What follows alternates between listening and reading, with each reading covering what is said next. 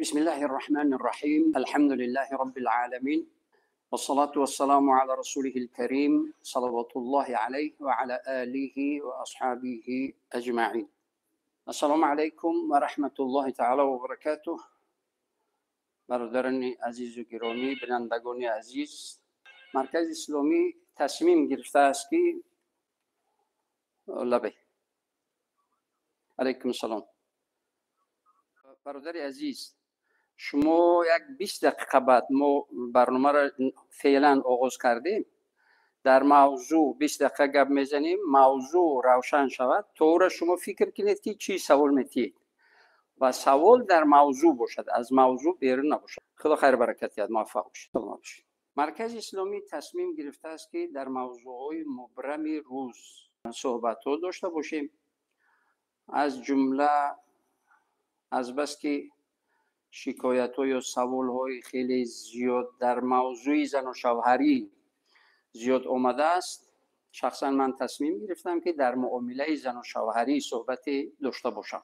بینندگان عزیز گرامی، میبینیم که واقعا هم در بسیاری از عائله ها یکدیگر نافهمی نسبت زن و شوهر یا به احترامی نسبت همدیگر با وجود آمده ایستاده است که این خیلی نگران کننده است و ناکام کننده هم هست.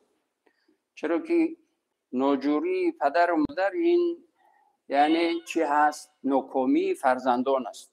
از همین نقطه نظر ما قبل از همه در موضوع معامله زن و شوهر که کامیابی فرزندان از معامله نیکی پدر و مادر سرچشمه میگه و منشأ میگیرد، ما خواستیم در همین موضوع گپ زنیم. و از همه بینندگان عزیز گرامی خواهش میکنم که 20 دقیقه اول صحبت شما تلفن نکنید، بسیار خواهش، تا اینکه ما موضوع رو کشاده کنیم، اطراف موضوع یک روشنی اندازیم. موضوع تا یک اندازه روشن شود، در این مدت شما فکر کنید که چی سوال میدهید و کدام سوال مهم است. سوالای مهمی که برای بینندگان عزیز و گرامی هست، اون سوالا رو بدهید. در بعد 25 دقیقه یا 20 دقیقه برنامه ما به سوالها جواب میدیم. بسیار خواهش. حالا معامله زن و شوهری، ما همچون مسلمان برای همه ما نمونه عبرت این پیامبر گرامی اسلام صلی الله علیه و سلم است، یا اینکه شخصیت‌های بزرگی که در زندگی کامیاب شدند، مثل امام ابو حنیفه، مثل حضرت ابوبکر، مثل حضرت عمر، مثل حضرت عثمان، مثل حضرت علی. حضرت علی یکی از یعنی شخصیت‌های نمونوی در زندگی و در عائله و مناسبت با عائله و همسرشون دختر پیامبر صلی الله علیه و سلم و رضی الله تعالی عنهما، یعنی بیبی فاطمه زهرا چی معامله نیکی داشتن. اینا نمونه عبرت هستند. ما باید پیروی از اینا کنیم تا اینکه در زندگی کامیاب شویم. قبل از همه حالا پروردگار چی میگوید؟ قرآن چی میگوید؟ قرآن معامله زن و شوهری رو میگوید که استعیذ بالله و من آیاته ان خلق لكم من انفسكم ازواجا لتسكنوا الیها وجعل بينكم مودة ورحمة إن في ذلك لآيات لقوم يتفكرون. صدق الله العظیم. حالا معامله زن شوهری یا زن برای شوهر و شوهر برای زن رو پروردگار چی میگوید؟ پروردگار میگوید یکی از معجزه های پروردگارتان این است که برای شما از جنس شما همسر یا زن یا شوهر آفریدم. حالا این زن برای شوهر و شوهر برای زن باید چگونه باشد؟ چی باشد؟ باید مصدر و سرچشمه آرامی خاطر جمعی باید باشد. لتسکنوا الیها، تا اینکه یک زندگی آرام، زندگی آسوده و زندگی یعنی خاطر جمعانه داشته باشید. زن برای شوهر و شوهر برای زن، این خاطر جمعی در زندگی هست. این آیه کریمه. حالا در اصل از نقطه نظر دین مبین اسلام این معامله زن و شوهری معامله گذشته است. فراموش نکنید بینندگان عزیز گرامی، معامله زن و شوهری معامله گذشت کردن از همدیگر است.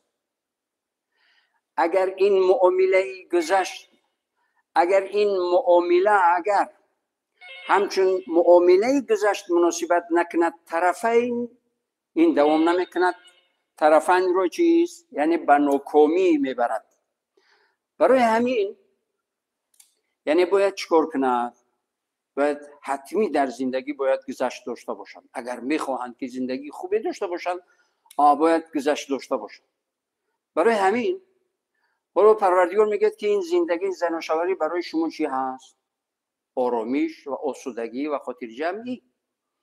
گذشته از این چی؟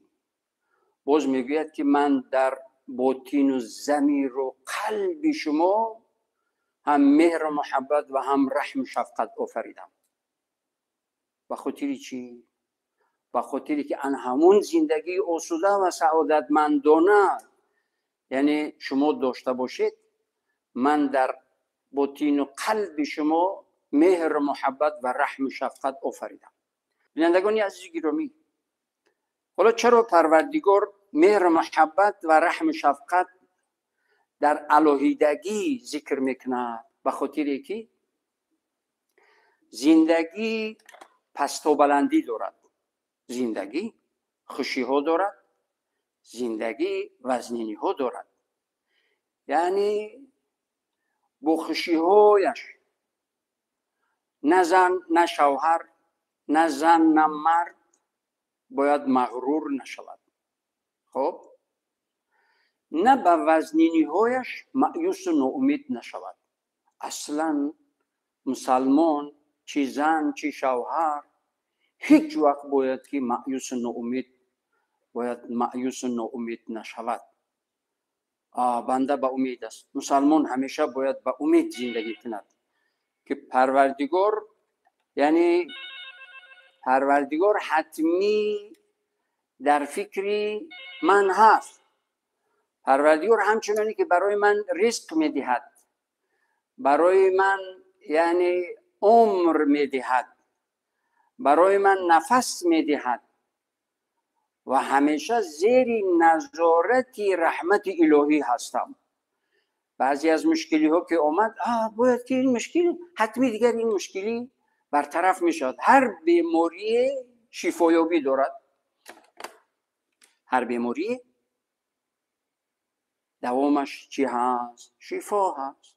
هر وزنینی سبکی ها دارد. باید مسلمان این رو فراموش نکند که در زندگی هم اگر کدام مشکلی اومد این مشکلی به اجر هست، هیچ وقت باید این ناامیدی رو نکند.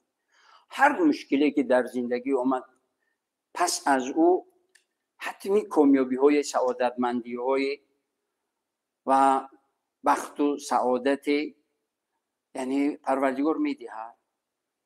چرا انیق میدهد؟ میگویم میدهد پروردگار به خاطر که پروردگار وعده خلاف نیست. پروردگار هیچ وقت وعده خلافی نمیکند.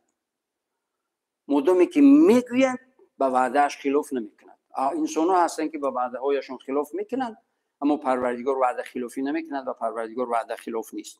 حالا پروردگار چی میگوید؟ استعیذ بالله فإن مع العسر یسرا إن مع العسر یسرا.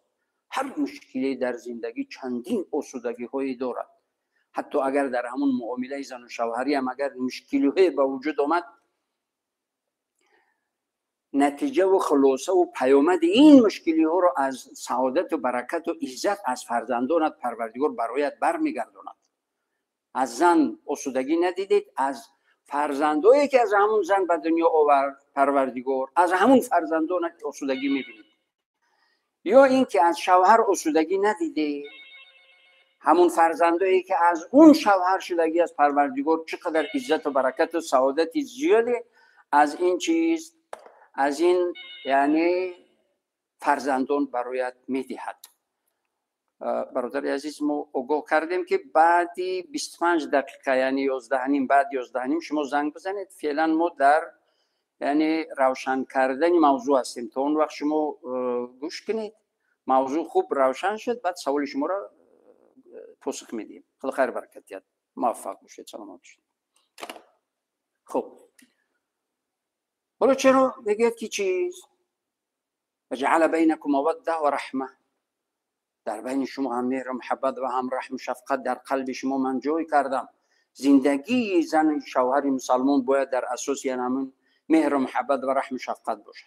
همیشه باید یکی از واجبات دینی مرد خصوصا و زن هم واجبات دینیش این است که هر وقت اظهار محبت نسبت همسرش کند. بگوید زنش رو بگوید که دوستت می‌دارم، زیبا هستی دوستت می‌دارم، و شوهر رو بگوید که مردک جان دوستت می‌دارم. می‌خواهید در زندگی کامیاب شوید، می‌خواهید که در تربیت فرزندان کامیاب شوید، دیگر راهی دیگر نیست. اگر دوست هم نداشتید باید بگوید که دوست می‌دارم. ولی چرا پروردگار یک حرامی که حرام است بین زن و شوهر اجازتش داده است، یعنی در چیز در مسئله مهر بین زن و شوهر. ولی قلب است، میشود دوست بدارد، میشود دوست ندارد. لیکن مبادا اگر دوست نداشتید هرگز نگویید دوست نمیدارم. اگر گفتید دوست نمیدارم طرف زن، تمام نمود خیانت رو شما چیکار کنید؟ شما انتظار شوید. تمام نمود خیانت آمدنش ممکن است به خانه.